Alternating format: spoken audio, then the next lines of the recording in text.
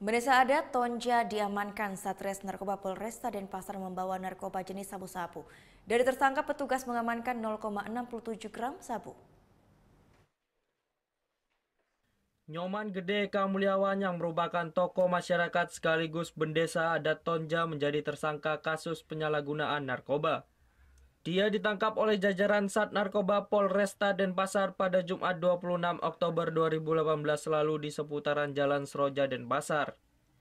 Saat digeledah, petugas berhasil menemukan barang bukti sabu seberat 0,67 gram. Dari hasil pemeriksaan sementara, pelaku mengaku hanya sebagai pengguna. Dari pengakuan yang bersangkutan bahwa barang tersebut diperoleh dari seseorang dengan inisial MP dengan cara membeli sebesar 1.700.000.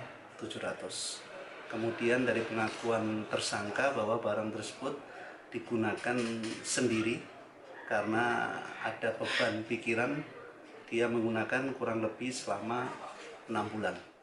Akibat perbuatannya, tersangka dijerat dengan Undang-Undang Narkotika dengan ancaman minimal 4 tahun penjara. Surya Sanjaya melaporkan untuk NET. Oh yang beneran? Iya, oke. Nah, udah kan untuk beritanya? Jangan lupa di subscribe, di like, dan juga di komen ya akun YouTube dari Net Bali. Terima kasih udah subscribe. Yang belum, jangan sampai lupa. Di sebelah sini nih. Mata